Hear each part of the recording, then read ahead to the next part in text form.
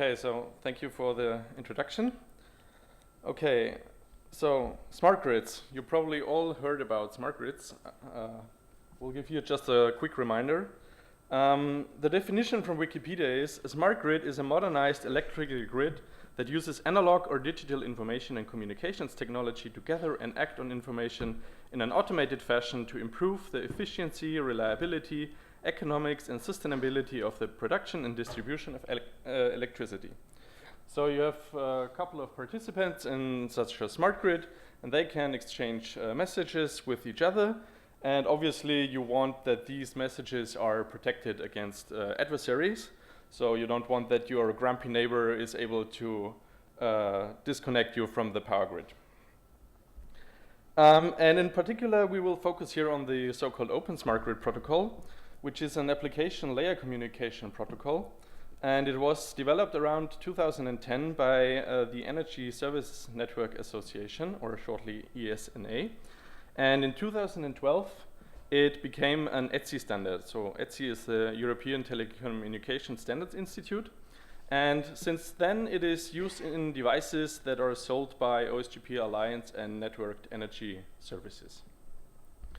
So from the official webpage of the vendor of NES, you see that the Open Smart Grid Protocol is very widespread. So here are the countries marked in green where it is used. And according to their webpage, it is deployed in over 4 million devices worldwide.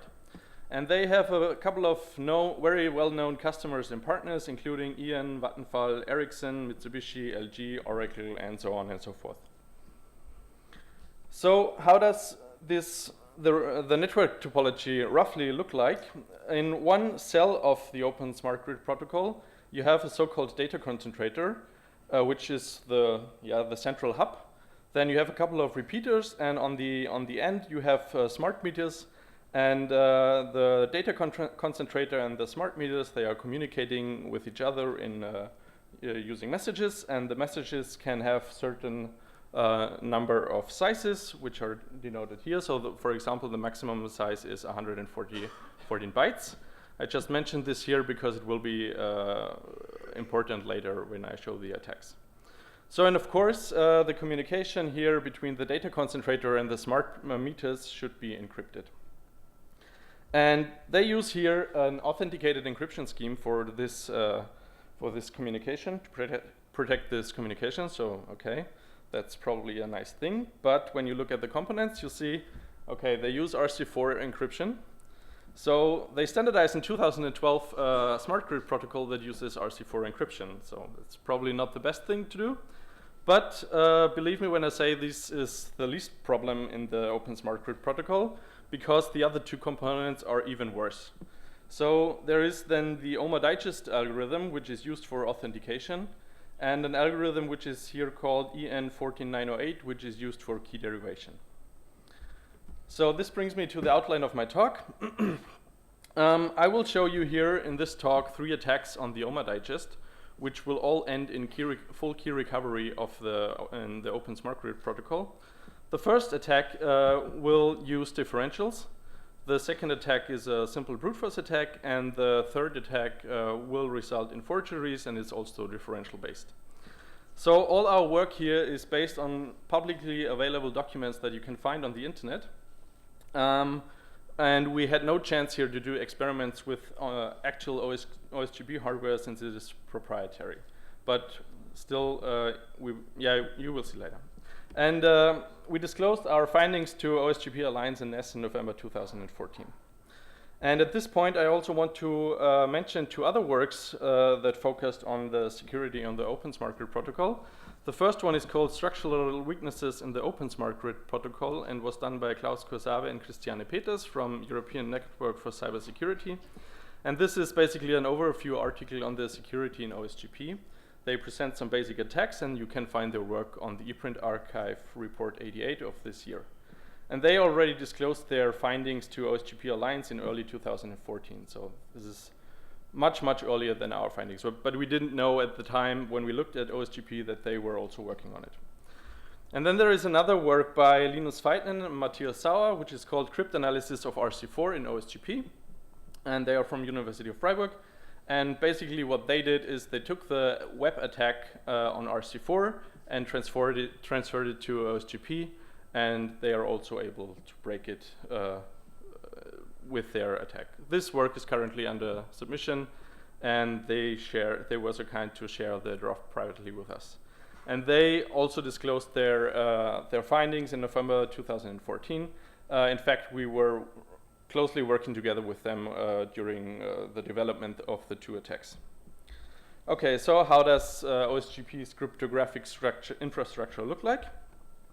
So as I said, you have three main components. These are the three algorithms, EN14908, the OMA digest, and RC4. And you have a key, the Open Media Access key here in blue, which is stored on the device, or shortly OMAC. And from this OMAC, in the first step, so-called base encryption key is derived, which is then used for RC4 encryption. And this is done by splitting the Open Media Access key, the blue one, in two halves, K0 and K1, and then use two constants, X0 and X1, here in black. And from these two values, two 64-bit values are derived, which are then the base 128-bit encryption key for RC4. And on the other hand, the OMAC is used to derive an authentication tag from the message concatenated with a counter. And this authentication tag is then XORed into the lower half of the green key of the base encryption key, so into key 0 prime, so here, this one. And then this final key is then used to encrypt the message and the nonce to get the ciphertext C, and then C and T are transmitted. Okay, so what is the EN14908 algorithm? So in the upper part, there is basically just the description of what the algorithm does. So it uses a 48-bit encryption key and a 64-bit input string and a variable length input, which is not used here in OSGP, but in another protocol, and it produces a 64-bit output key. More interesting here is the lower half of this text passage, which says, the encryption functions is not published in this version of the specification. Echelon has obtained expert advice on one-way encryption functions, here. The advice is that it is impossible to prove beyond any doubt that a function has no inverse. Okay. Those who have seen the function as of June 1994 believe it has no inverse, but Echelon has been advised that it is more secure if it is not published. So they are not so sure about the security of the thing. So, but I want you to remember that they believe that this function has no inverse. Okay, why do I mention this here? I mention it because the OMA digest is an improved version of the EN14908 encryption algorithm. So here it is, and some observations for the OMA digest. It has a 64-bit state. On input of a message and a key, the message is padded here to 144-byte blocks with just a simple zero padding, which is also maybe not the best idea. Then there is a key extension. The key is extended from 96 bits to 144 bits by just taking the first 6 bytes of the key and appending it here to the base key. Then when you look here at the update function, which is very simple, and here is the key material coming in, so the key works as a selector of which function is applied to the state update. And when you look here, the B's are the message blocks or the message bytes that are added here to the state. And the key bit basically selects what here is happening at the very end. So if this part is added or subtracted, and if it is rotated by 1 to the left or by 1 to the right. So this is basically all. And the algorithm is fully reversible. So it's no one-way function at all. Okay, so what you see here is the innermost loop of the OMA digest, and I want you remember this picture very well, because we will see it a lot in this talk. So what's happening here is the colored elements here show how an element is updated. Okay, data processing goes from right to left.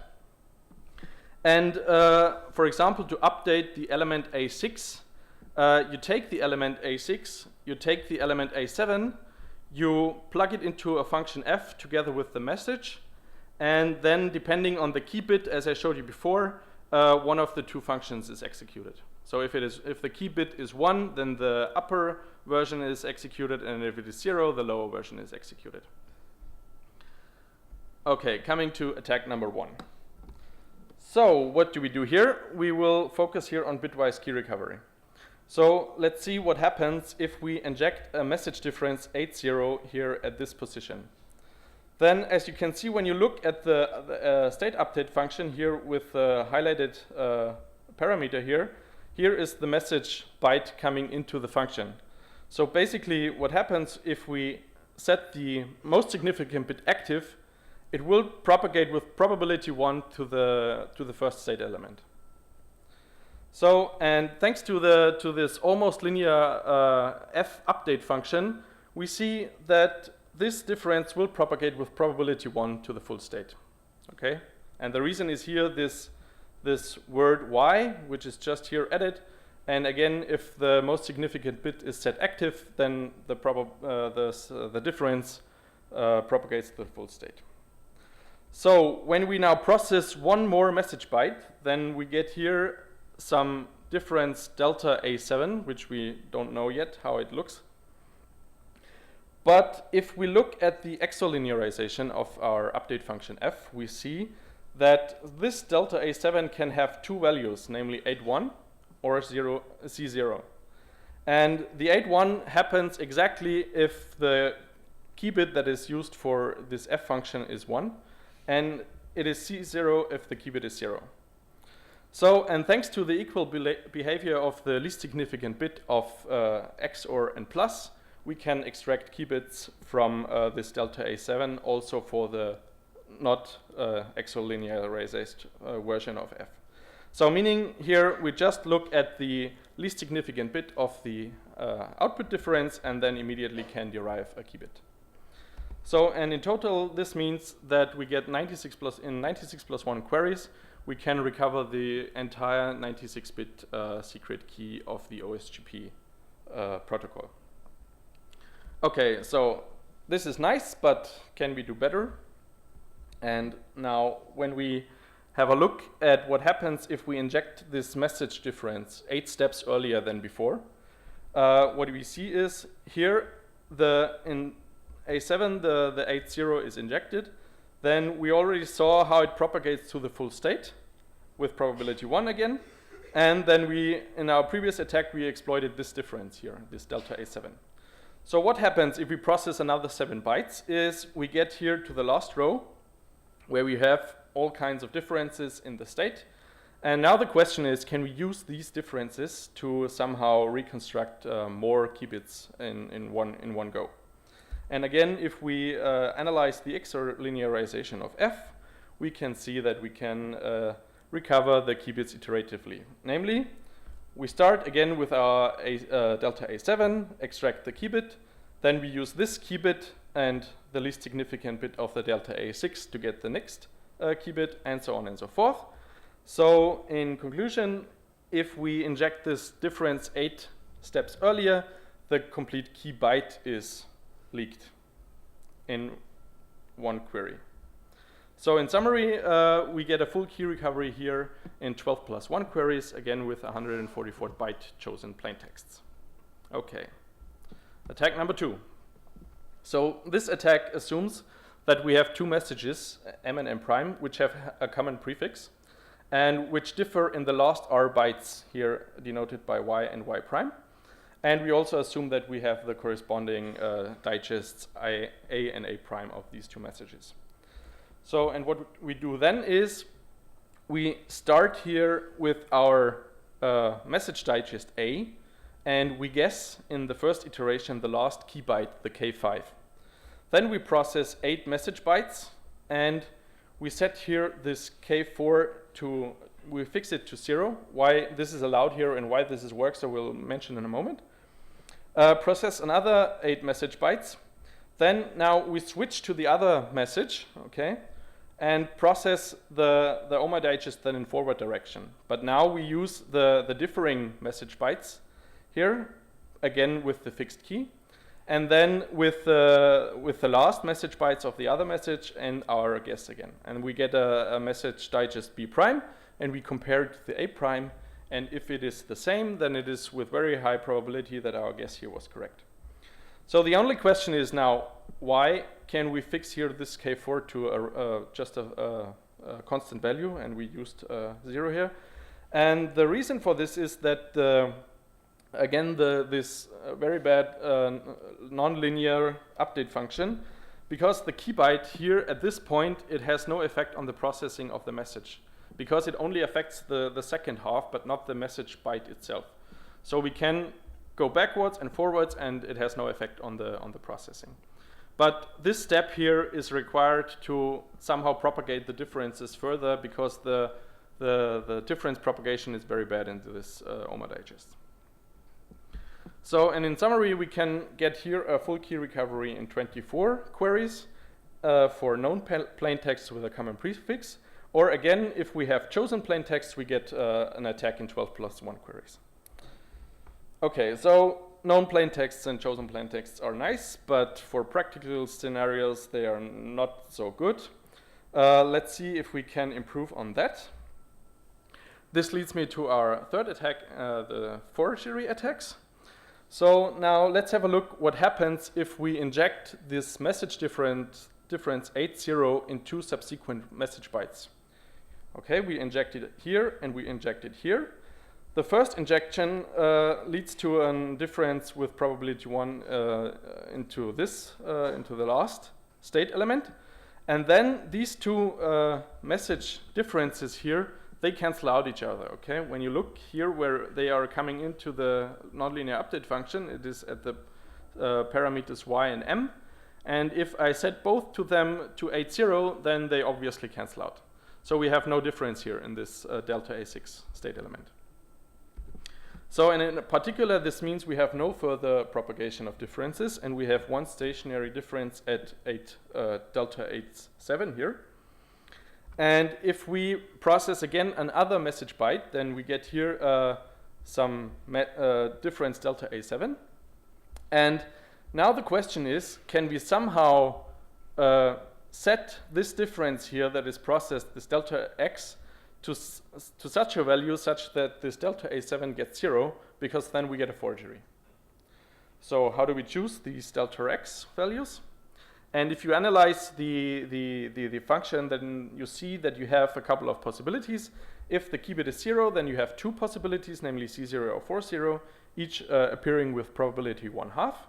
And if the key bit is 1, then you have 8 possibilities, and the 1-0 has again probability 1/2, and the remaining 7 also have about probability 1/2. So this means when we use the differential 8-0, 8-0, and delta X, where delta X is either C0, 40, or 0-1, we get a forgery with about probability 1/4. So, but we can use this not only for forgeries, but also for key recovery. Namely, how do we do it? First, we query a message with difference 8-0, 8-0, and Z0 and check if it is a forgery. If it is a forgery, then we know that the key bit must have been 0, because the Z0 difference only appears when the key bit was 0. If it is not a forgery, then we continue. And we query the next differential, 8-0, 8-0, 40, again check if it is a forgery. If it is a forgery, then the key bit is 0. And if it is not a forgery, then the key bit must have been 1, because this is all that remains. So in summary, with this last attack, you can get a full key recovery in 168 queries on average. It works with chosen plaintext. I showed you the chosen plaintext attack here, but it also works with chosen ciphertexts, because the reason is the stream cipher encryption that is used here. So you can also inject your differences into the ciphertext, and they will propagate with probability 1 to the message. And you can also recover the key bits in arbitrary order. This is unlike as in attacks 1 and 2, which need to work from the back to the front. And one of the most important things is here that you have no restrictions on the message size. Basically no restrictions. You can just intercept the message, modify it accordingly to your differentials, and then make this forgery attack, and it works. So in conclusion, I showed you 3 attacks on the OMA digest, which are highlighted here in orange. You can also do all kinds of time query trade-offs that are also listed here in this table. And for the attack number 3, if you have chosen plain text, you can also use additive differentials to get a little less queries. So, and in summary, I think I don't have to convince you that the cryptographic scheme that is used in OSGP offers no protection whatsoever. This, of course, assumes that it is implemented as given in the specification, and that the secure communication in OSGP is highly doubtful as long as any of the 3 components, RC4, EN1409, or the OMA digest is used. Okay, that's it from my side. Thank you for your attention, and I'm now happy to take your questions.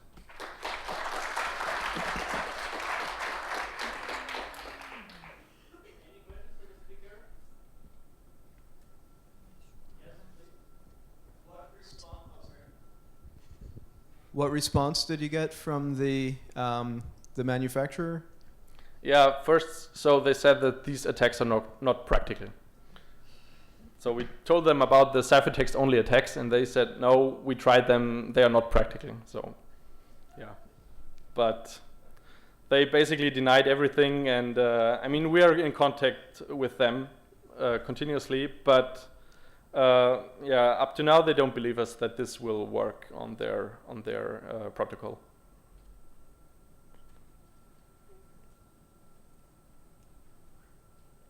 Any other question? Yeah. Yeah, also have a question. To which extent is this smart thing deployed? I mean, as I showed in the map in the beginning, it is used worldwide in over 4 million devices. So, and companies like Ian and Vattenfall, they bought these smart meters which are using this protocol. So it is really used out there.